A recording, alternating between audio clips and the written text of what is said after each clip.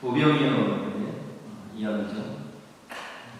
예수님께서 이 땅에 오셔서 행하신 여러 가지 기사 이적을 지금 쭉 살펴보고 있는데요.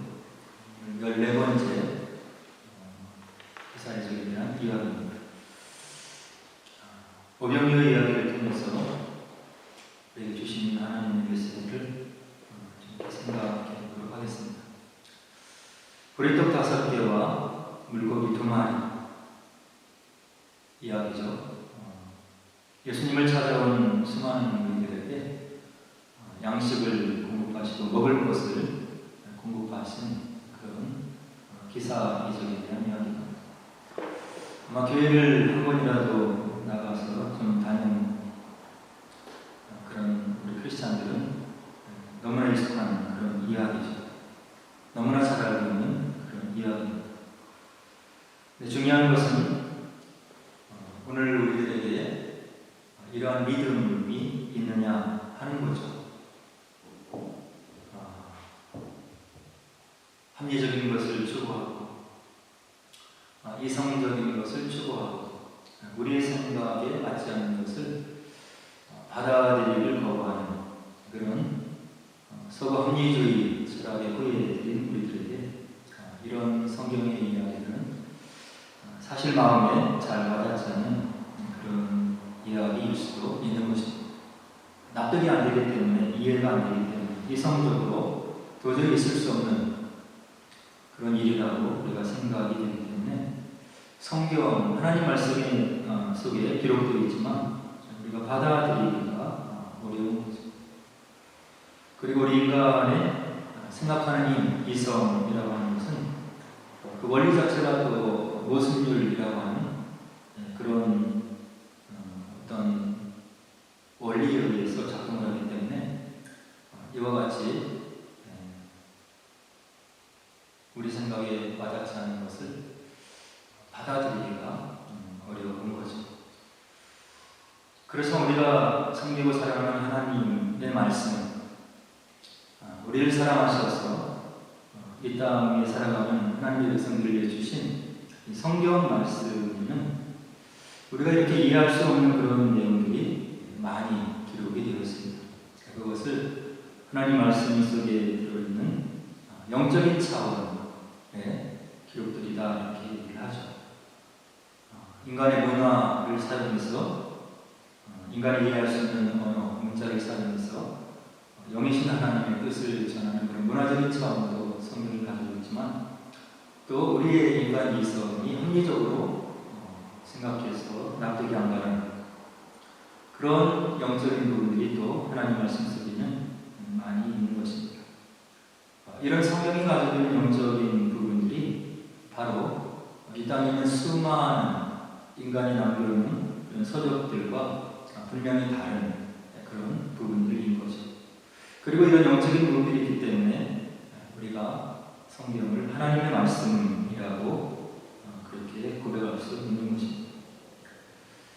그래서 이런 말씀이 중요하고 또 이와 같이 인간의 이성으로 이해할 수 없는 성경의 말씀들이 결국 우리가 이제 믿음으로 받아들이고 수용하고 그리고 믿음으로 우리가 반응했을 때 우리의 삶 속에서 도저히 이성적으로 합리적으로 생각했을 때 불가능하게 여겨졌던 그런 것들이 이제 일어나게 되고 기도의 응답으로 우리의 믿음 생활 속에 들어오게 되는 거죠. 그것을 우리가 하나님을 만나는 순간 그리고 그런 경험이다 이렇게 이야기를 하고요. 이런 신앙 체험들이 있기 때문에 오늘 저희들이 신앙생활을 해나갈 수 있는 것입니다. 우리에게 주어진 시간을 살아내기도 바쁘고 분주하고 시간이 없고 그런데 특별히 또 시간을 빌어서 여러 가지 예를 드리고 또 하나님 말씀을 읽고 또 시간을 또 빌어서 기도의 시간을 갖고 하는 것이 이런 하나님을 만나는 체험이 없으면 우리가 할 수가 없는 거죠. 그래서 우리에게 다가오신 이런 하나님의 역사 또 하나님의 귀한 뜻이 담겨있는 성경을 우리가 이렇게 믿음으로 수납하고 받아들이고 또 고백을 할 수 있는 것입니다. 함께 읽은 본문을 보니까 13절에 세례 요한이 죽었다고 하는 소식을 예수님이 들으셨다 이렇게 기록을 하고 있습니다. 세례 요한은 예수님 나시기 전 6개월 전에 먼저 태어나서 이사야 선지자가 기록한 광야에 울리는 소리로서 앞으로 오실 메시아의 길을 얘기했던 그런 위대한 선지자였죠. 그래서 세례 요한의 탄생 이야기를 우리가 복음서를 통해서 보면 또 신기한 것을 볼 수 있어요. 사가리아가 아버지고요. 그런데 자식이 없었어요. 늦은 나이가 되더라까지. 그런데 이제 어느 날 이 사가리아가 제사장 단열에 있는데 성전 일을 담당하는 그런 순서가 되어서 하나님을 섬기는 일을 하는데 아들을 줄 거다 이런 고지를 천사를 통해서 받게 되죠. 근데 사가랴가 그것을 믿지를 못합니다. 인간적으로 생각했을 때 나이가 들었고 너무 늙었고 아내도 이미 아이를 낳을 그런 여건이 못 되는 그런 노년의 나이가 되었는데 무슨 이런 노년의 늙음하게 아이를 준다고 그렇게 하느냐 하는 생각을 갖게 되었어요. 자연스러운 인간의 반응인 것입니다. 그렇지만 하나님께서는 거듭 말씀하시죠. 분명히 내년 이맘때가 되면 너에게 아들이 태어날 것이다. 그러나 사가랴는 여전히 믿지 못했다고 이야기합니다. 그래서 하나님께서 표징을 주는데 사가랴가 그런 천사의 고지를 받고 믿지 못하니까 그 즉시로 말을 하지 못하는 벙어리가 되었다고 복음서가 우리에게 알려주고 있습니다. 그래서 이제 정한 시간 동안 성전에서 일을 감당하고 이제 나와 있는데도 사가랴가 나와서도 말을 한마디도 하지 못하는 거예요. 그래서 아내도 그렇고 주변의 사람들이 성전에서 하나님을 섬기다가 이 사가랴가 무슨 기이한 어떤 신비한 체험을 했나보다 이렇게 생각하고 있었는데요. 어쨌든 아내가 또 기적적으로 임신을 했고 그리고 아이가 태어날 때쯤 해서 이제 벙어리가 된 그 입이 풀려서 얘기를 하게 되는 것. 이만큼 신기한 역사가 있었다고 복음서는 우리에게 세례 요한의 탄생에 대해서 이야기를 하고 있죠. 하나님의 세례를 믿지 못하는 인간의 연약함과 제한성을 분명히 보여주는 그런 세례 요한의 부모님들의 모습을 볼 수 있고요. 그러나 우리 인간의 이성의 능력을 뛰어넘는 그런 차원에서 역사하시고 하나님께서 모든 역사를 운행해 나가시는 하나님의 전능성을 세례 요한의 출생에서 우리가 알 수 있는 거죠. 그래서 세례 요한이 그렇게 신비로운 출생을 하게 되고 이제 하나님의 부르심을 받아서 광야로 나가서 메뚜기와 석청, 돌에서 나는 꿀이죠. 그것을 먹으면서 이제 이렇게 살아가게 됩니다. 그리고 이제 때가 되어서 오실 메시아가 오실 때가 되어서 유대 민족을 하나님 백성으로 준비시키는데 회개의 세례를 이제 선포하는 거예요. 너희들이 언제까지 이와 같이 죄 가운데 있을 것이냐? 앞으로 하나님께서 이 땅을 치리하고 심판할 메시아가 올 건데 너희들이 그분이 오실 것을 준비를 해야 된다. 그 준비가 무엇이냐? 너희 마음속에 모든 죄들, 교만한 마음, 그리고 마음속에 여러 가지 하나님 앞에 합당하지 못한 것들을 다 회개하는 그런 마음의 준비를 해야 된다 하는 그런 메시지를 이제 요단강에서 전파를 하죠. 그래서 수많은 사람들이 세례 요한에게 나와서 이제 회개의 세례를 받고 오실 메시아를 맞이하게 준비하는 그런 모든 일정들을 우리가 복음서에서 이렇게 볼 수가 있습니다. 그래서 오늘 세례 요한을 통해서 전파된 회개의 세례, 하나님의 오심을 이렇게 준비하는 마음, 그리고 하나님 앞에 합당히 서기 위해서 우리의 마음을 어떻게 준비를 해야 되는지를 오늘 세례 요한의 선포를 통해서 알 수 있는 거죠. 회개는 다른 것이 아닙니다.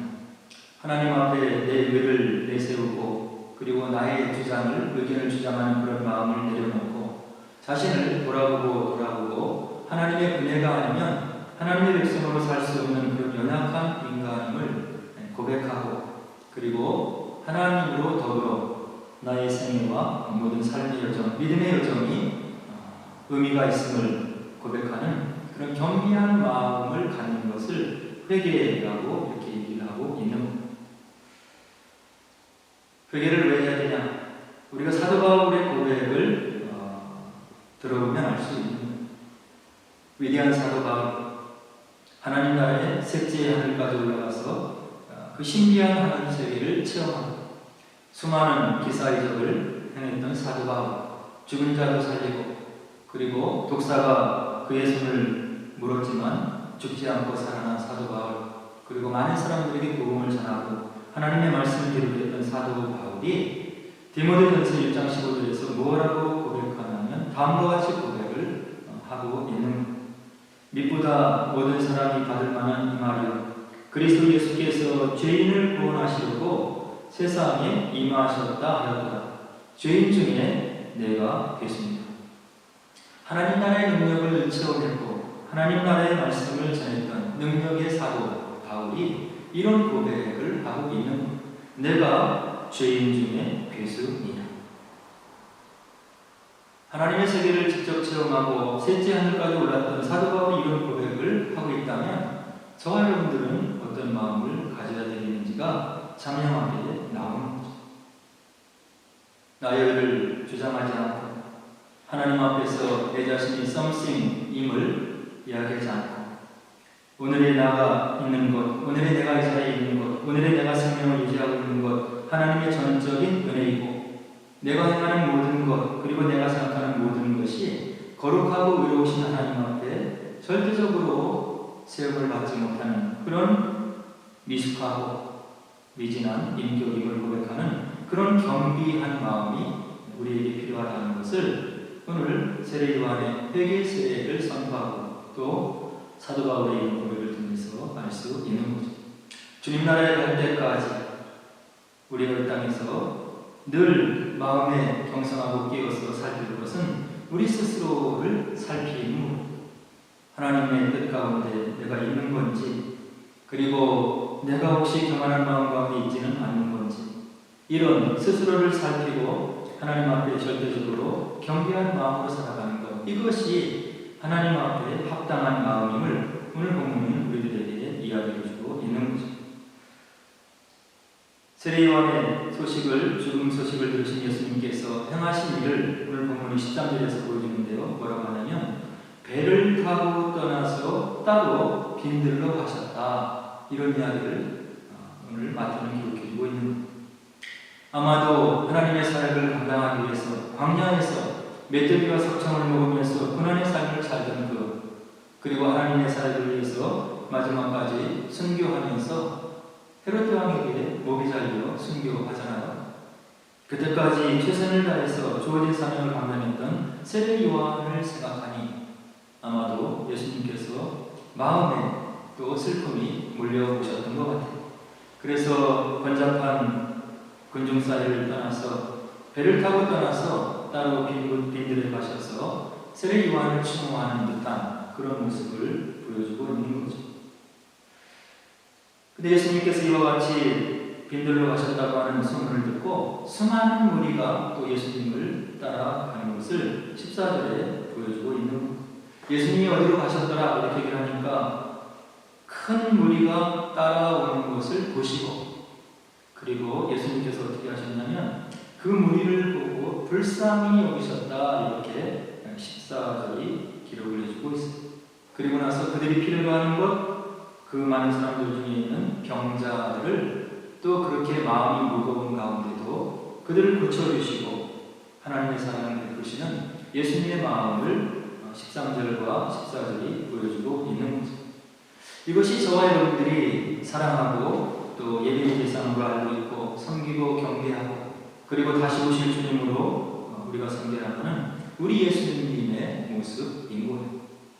인간의 고통, 인간의 아픔, 인간의 슬픔을 외면하지 않으시고 우리의 한숨과 아픔을 외면하지 않으시고 그리고 우리의 문제를 가지고 기도하는 우리의 고난과 고통 속에 친히 함께 하시는, 그리고 우리의 고통을 마치 예수님께서 겪으시는 고통인 거냐 그렇게 겪으시면서 우리를 위로하시고 또 동행하시고 함께 하시는 사랑 많으신 우리 예수님의 모습을 오늘 세례요한의 조국을 추모하고 또 그에게 나오는 많은 우리를 바라보시고 불쌍히 여기시는 우리 예수님의 모습을 통해서 알 수 있는 거죠. 이런 우리가 섬기는 예수님 그리고 하나님 성령님의 모습은 고대 서양 철학이 얘기했던 그런 부동자로서의 신의 개념과는 차원이 다른 거죠. 물질 세계와 동떨어져 있는, 그리고 물질 세계로부터 전혀 영향을 받지 않는 부동자로서의 신을 얘기하고 가리키는 서양 철학에서 말하는 신들과는 차원이 다른 거예요. 저 멀리 하늘나라에 계셔서 인간의 고통을 외면하시고 그리고 우리의 삶과는 전혀 무관하신 천상에 고고하게 계시는 그런 하나님의 모습이 아니라 이 땅에서 오늘 저와 여러분들이 겪어나가는 모든 고통과 애절한 기도를 단 한마디도 외면하지 않으시고 그거를 다 들으시고 하나님 때 하나님의 방법으로 하나님의 영광을 위해서 우리에게 찾아오셔서 역사하시고 기도로 응답해 주실 우리의 고통과 아픔과 마음의 슬픔을 친히 체휼하시는 인격적인 하나님의 모습을 오늘 본문을 통해서 우리가 다시 한번 확인할 수 있는 거예요. 성경을 통해서 봐도 이런 하나님을 볼 수 있는 거죠. 요셉의 초청으로 애굽에 내려갔던 이스라엘 백성들, 70명이 내려가서 430년 동안 노예 생활하는 그들, 노예 생활의 고통과 아픔을 하나님께 호소했을 때 그 애굽 백성의 호소를 외면하지 않으시고 때가 되어서 모세를 보내시고 10가지 재앙으로 애굽의 노예 생활에서 구원해내시는 그 이스라엘 백성들의 고통과 어려움 속에 함께 하시는 그런 인격적인 하나님을 우리가 구약 성경에서 볼 수 있는 겁니다. 그리고 지난주에 말씀을 나눴던 바벨론 포로 생활로 통하는 유대 백성들의 고통, 하나님을 모르는 우상을 섬기는 백성들에게 포로로 잡혀가서 바벨론 나라에서 70년 동안 포로 생활을 하면서 슬픔 가운데 있는 그들을 외면하지 않으시고 하나님의 종들을 통해서 내가 너희들을 다시금 약속의 땅으로 돌아가게 하겠다. 그리고 내가 너희들이 감당할 수 없는 그런 커다란 기쁨을 줄 수 있는 새 일을 내가 너희들에게 허락하시고 그리고 너희들을 위해서 내가 친히 그 일을 감당해낼 것이라고 하는 새 일을 약속하시고 새 역사를 앞으로 펼쳐나가실 것을 약속해 주시는 그런 하나님의 모습을 우리가 구약 성경에서 볼 수 있는 겁니다. 우리가 이 땅에서 살아가면서 느끼고 있는 삶의 무게, 고통, 고난 이것을 하나도 외면하지 않으시고 들으시고 그리고 우리의 믿음을 성장시키시고 인격을 다듬으신 다음에 하나님의 때가 되어서 하나님의 방법으로 완벽하게 놓으시는 그런 인격적인 하나님으로 우리에게 나타나시기를 원하시고 그리고 그런 기도의 응답을 통해서 우리의 영광을 온전히 거두시기를 원하시는 그런 하나님의 모습을 오늘 본문이 우리들에게 알려주고 있는 겁니다. 노예 해방운동을 했던 링컨 대통령에 대한 위대한 일화가 있지 않습니까? 이제 북군과 남군이 노예 해방을 놓고 전쟁을 하게 되는데 링컨 대통령에게 와서 하나의 신하가 이러한 이야기를 했다고 하죠. 각하, 우리는 하나님이 우리 북군의 편이 되셔서 승리하게 해달라고 날마다 눈물로 간절히 기도합니다. 당연한 기도의 제목이잖아요. 남군을 물리치고 북군이 승리해서 그리고 그들이 원하는 노예를 해방하는 일들 그리고 하나님이 우리 편이 되게 해달라고 간절히 기도하고 있습니다. 이렇게 신하가 부하가 와서 얘기했을 때 신앙의 사람, 기도의 사람 링컨은 이렇게 대답했다고 합니다. 그렇게 기도하지 마십시오. 하나님께 우리 편이 되어달라고 기도하지 말고 우리가 항상 하나님 편에 서 있게 해달라고 기도하십시오. 하나님이 우리 편이 되게 해달라고 하지 말고 오늘 본문에 있는 대로 우리가 하나님 앞에 우리의 마음을 살피고 살펴서 우리가 거룩하시고 인격적인 하나님 앞에 그분께서 보시기 합당한 상태로 서 있는지 그것을 우리가 체크하고 우리가 하나님께 나가는 것이 하나님의 뜻을 이루어드리는 길이라고 이렇게 이야기해 주고 있는 우리가 흠 있고 어려움 있고 그러면 누가 잘했고 잘못했는지를 따지고 또 시시비비를 가리려고 하는 그런 마음들이 앞서기 쉬운데 그런 것이 아니라 오늘 본문은 우리에게 얘기하기를 우리가 하나님 편에 있는지 하나님께서 원하시는 그런 마음을 우리가 갖고 있는지 그래서 우리의 그런 겸비한 마음을 통해서 하나님께서 하나님의 일을 하나님을 위해서 이루시는 그런 역사가 우리에게 있게 되는지를 우리가 기대하면서 우리의 마음을 살피고 하나님 앞에 기도해야 될 것을 오늘 본문이 이야기를 해주고 있고 또 위대한 링컨 대통령도 이야기를 해주고 있는 그래서 이와 같이 인격적인 예수님 앞에 이제 수많은 무리가 모여들었는데요. 이제 어려운 일이 앞에 놓여 있는 15절에 보니까 저녁이 되었다 이렇게 이야기해 주고 있는 거죠. 저녁이 되었어요. 수많은 무리가 살펴보니까 그들이 먹을 것이 없는 15절에 뭐라고 얘기하니까 이곳은 빈들이요 때도 이미 저물었으니 무리를 보내어 마을에 들어가 먹을 것을 사 먹게 하소서. 예수님과 함께 있었던 제자들이 이런 요청을 하고 있는 거예요. 우리에게 떡이 없습니다.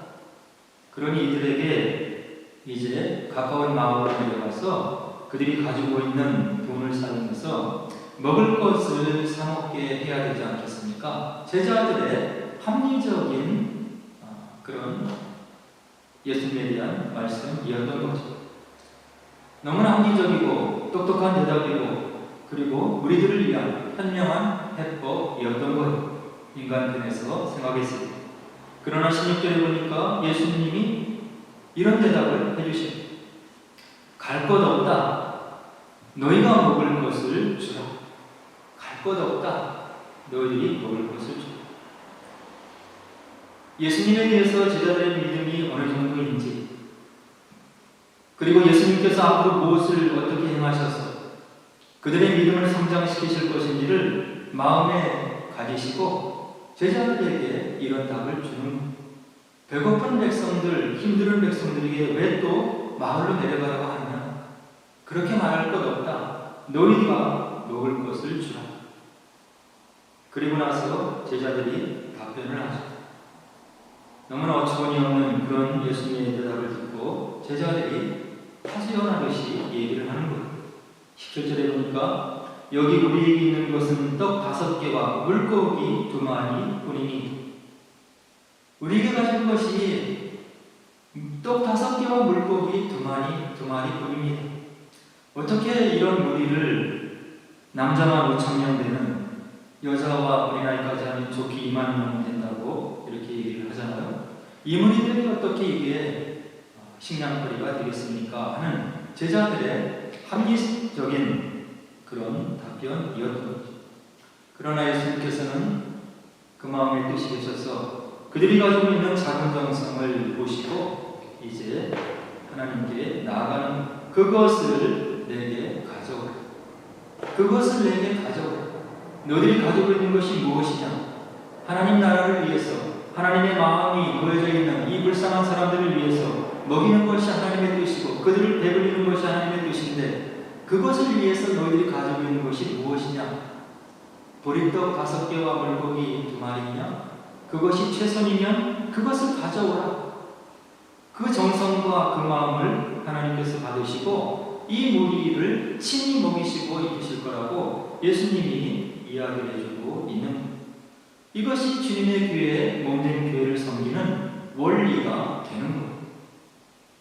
우리가 하나님께 돌리는 물질적인 헌신, 우리가 하나님께 드리는 섬김의 수고, 우리가 하나님께 올려드리는 영광의 그런 양들, 그것이 하나님께서 이미 가지고 계신 그런 영광과 풍요함에 어떤 영향을 미치겠어요? 우리의 마음을 보시고 하나님의 마음이 가 있는 어렵고 힘든 사람들을 먹이고 입히는데 하나님을 믿는 마음으로 그가 가지고 있는 물질과 재능을 사용하려고 하는 그 마음을 하나님께서 귀히 깊이 보시고 그 물질과 그 헌신에 축복하시는, 그래서 하나님의 살아계심을 체험하게 하시려고 하는 하나님의 귀하신 뜻이 바로 오늘 본문 가운데 있는 겁니다. 그래서 주님의 몸된 교회를 위해서 우리가 섬김의 기회가 되었을 때, 그리고 무엇인가 역할을 감당했을 때 그것을 최선을 다해서 감당하면 그것이 결국 우리에게 복이 되고 하나님 나라의 영광이 된다고 하는 것을 오늘 본문을 통해서 알 수 있는 거죠. 제가 들어서 알고 있는 장로님에 대한 그런 이야기를 듣고 큰 감명을 받았습니다. 아마 이 장로님은 그가 속해 있는 교회에서 물질로 큰 헌신을 했던 그런 장로님이셨던 것 같아요. 그러나 이 장로님은 교회에서 재직회를 하거나 교회의 큰 일을 결정할 때 전혀 아무 의견을 내지 않고, 그리고 이상하리만큼 조용히 모든 회의에 참석하시는 그 장로님을 보시고 주변에 있는 사람들이, 아니 장로님은 교회를 위해서 그렇게 많은 물질 헌신을 하고 그리고 그렇게 많은 귀한 헌신을 하시는데 왜 아무런 얘기도 안 하십니까? 그랬을 때 이 장로님이 그렇게 대답을 했다고 하죠. 내가 물질로 나름대로 크게 헌신을 하고 있는데 내가 목소리까지 크면 어떻게 되겠느냐. 장로님의 인격적인 고백인 거예요. 물질의 헌신을 많이 하니까 사람들이 볼 때는 그것이 이 장로님에게 어떤 권세가 되어서 그 마음이 높아질까, 교회를 놓고 무엇을 건의하고 또 이야기를 나가는 데 있어서 목소리를 낮추고 그리고 뒤에 서서 봉사하고 섬기는 그런 위대한 장로님의 고백이 있었다고 하는 것을 듣고 많은 깨달음을 갖게 되는 거죠. 우리가 잘못 생각하면 교회에 오면 모든 사람들이 무엇인가를 주장하려고 그렇게 이야기해요. 하나님께서 어떻게 크신 은혜를 베푸시고 그리고 이 땅에 있는 어떤 물질로도 값을 주고도 살 수 없는 구원이라고 하는 큰 은혜를 선물로 거저 주셨는데 교회에 와서 자기의 주장을 하고 자기의 의의를 나타내고 그리고 자기의 섬김을 드러내려고 하는 그런 마음을 가지면 그것은 성경적인 것이 아니라고 하는 것을 오늘 본문이 또 이야기해주고 있는 겁니다. 우리가 어떤 마음으로 어떤 자세로 주의 몸된 교회를 섬겨나가야 될지가 하나님의 말씀 속에 다 기록이 되어 있는 겁니다. 그래서 이와 같이 순종과 겸손으로 나오는 제자들의 헌신을 이제 예수님께서 19절에 기적을 베푸시는 일을 하시는데 어떻게 합니까? 떡 5개와 물고기 2마리를 가지사 하늘을 우러러 축사하시고 떡을 떼어 제자들에게 주시매 제자들이 무리에게 주었더라. 보리떡 5개와 물고기 2마리를 들고 받으시고 그들의 정성을 받으시고 그리고 하늘을 향해서 축사하시고 말씀으로 온 우주를 펼쳐내신 능력 있는 창조의 능력 있는 말씀으로 보리떡 5개와 물고기 2개를 축사하시니까 어떻게 되었습니까? 20절로 21절 다 배불리 먹고 남은 조각을 12바구니에 차게 거두었으며 먹은 사람은 여자와 어린이들에 5,000명이나 되었다. 그리고 먹고 남은 부스러기를 모았더니 12바구니가 대대에 모았더라. 이것이 하나님의 역사인 것. 하나님께서 누구를 통해서 역사하십니까? 겸손한 섬김과 순종의 마음을 가지고 있는 사람, 하나님의 은혜를 마음속 깊이 생각하고 하나님을 사랑하는 마음으로 그 마음과 삶을 들여나가는 그 사람, 하나님께서 귀히 여기시고 높여주시고 그리고 하나님의 때가 되어서 귀하게 쓰시는 그런 모습을 오늘 본문이 우리들에게 이야기해주고 있는 이런 것을 사도 바울은 베드로전서 4장 11절에서 뭐라고 우리들에게 권면해 주냐면 만일 누가 말하려면 하나님의 말씀을 하는 것 같이 하고 누가 봉사하려면 하나님이 공급하시는 힘으로 하는 것 같이 하라. 이는 범사에 예수 그리스도로 말미암아 하나님이 영광을 받으시게 하려 하니 그에게 영광과 권능이 세세에 무궁하도록 있느니. 무슨 말을 하려면 하나님의 말씀으로 하는 것 같이 하라. 누가 봉사하려면 하나님이 공급하시는 힘으로 하는 것 같지 않아요. 구원받은 은혜에 감사해서 주님을 사랑하는 마음으로, 주님께서 피로 값주고 세우신 교회를 섬기고 사랑하는 마음으로 그렇게 겸비하고 그리고 순종하는 마음으로 봉사를 하고 섬기면 그것이 하나님 앞에 의미 있는 삶의 봉사가 된다고 하는 것을 사도 베드로도 우리들에게 이야기해주고 있는, 하나님의 말씀 성경은 인간에 대해서 이야기해주고 있죠. 우리 인간은 하나님의 인격적인 사랑의 대상이 되는 것, 굉장한 영광을 가지고 있는 존재로 지음을 받은 거죠. 그렇지만 하나님이 사랑하셔서 인격적인 사랑의 대상이 되셔서 영화로운 존재로 창조하셨지만 우리 인간이 참된 인간다움을 누리려면 하나님께 전적으로 의존적인 그런 존재로 살아가라고 또 이야기해주고 있는 거예요. 그리고 우리가 참된 행복을 누리려면 하나님과 인격적인 교제를 나누는 그런 삶을 살아야 될 수 있다고 이야기하고 있고, 그리고 하나님이 주신 자유의지를 가지고 우리가 하나님 보시기에 합당한 마음, 겸비한 마음, 그리고 하나님을 사랑하는 그런 마음으로 우리가 움직여야 우리 마음을 살피시고 또 깨뜨려 보시는 그 하나님께 인정받고 우리가 하나님 보시기에 합당한 믿음의 삶을, 영광 돌리는 삶을 살 수 있음을 하나님의 말씀은 우리들에게 이야기해 주고 있는 겁니다.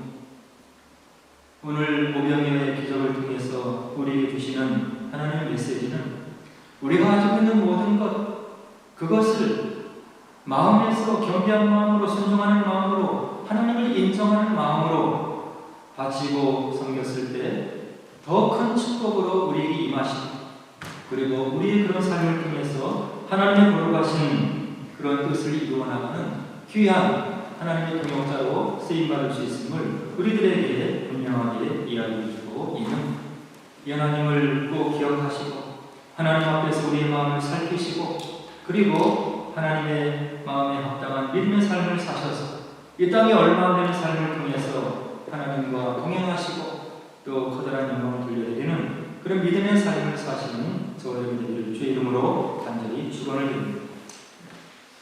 함께 기도하도록 하겠습니다.